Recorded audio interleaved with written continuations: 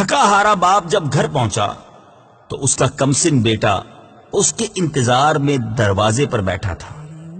بیٹھتے ہی بیٹے نے کہا، ابو میں آپ سے ایک سوال پوچھ سکتا ہوں؟ باپ بولا، ہاں بیٹا، کیوں نہیں، پوچھو۔ بیٹا بولا، ابو آپ 1 گھنٹے میں کتنا کماتے ہیں؟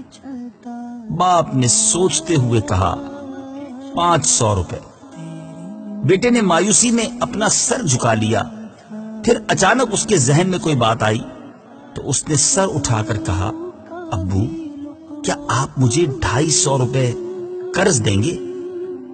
باپ کا پارا ایک دم چڑھ گیا، غصے سے بولا، گھٹیا کھلونے یا فضول چیزوں کے لیے قرض مانگنے سے بہتر یہی ہے کہ اپنے کمرے میں جاؤ اور سو جاؤ۔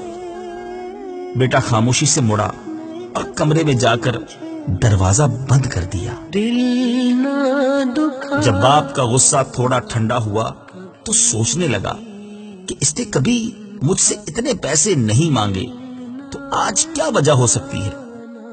یہ سوچتے ہوئے وہ بیٹے کے پاس گیا اور بولا، دراصل آج میں نے بہت تھکا دینے والا دن گزارا ہے، اس لیے ضبط نہ کر سکا اور تم پر غصہ ہو گیا، یہ لو 250 روپے۔ بیٹے نے خوش ہو کر پیسے پکڑے، کچھ پیسے اپنی جیب سے نکالے اور دونوں ملا کر گننے لگا۔ یہ دیکھ کر باپ نے کہا، جب تمہارے پاس پہلے ہی اتنے پیسے ہیں تو مزید پیسے کی ضرورت کیوں پڑ گئی؟ بیٹے نے اب کمال کا جواب دیا، دراصل میرے پیسے کم پڑ رہے تھے، لیکن اب میرے پاس پورے 500 روپے ہو گئے ہیں۔ اور پیسے باپ کی طرف بڑھاتے ہوئے بولا، ابو میں آپ سے آپ کا 1 گھنٹہ خریدنا چاہتا ہوں، پلیز مہربانی کیجیے۔ کل آپ 1 گھنٹہ پہلے آ جائیے گا تاکہ میں آپ کے ساتھ کھانا کھا سکوں۔ سوچیے کہیں ایسا تو نہیں کہ دنیا کی کام کاج میں ہم اپنے گھر والوں کو وقت دینے میں کوتاہی کر رہے ہیں۔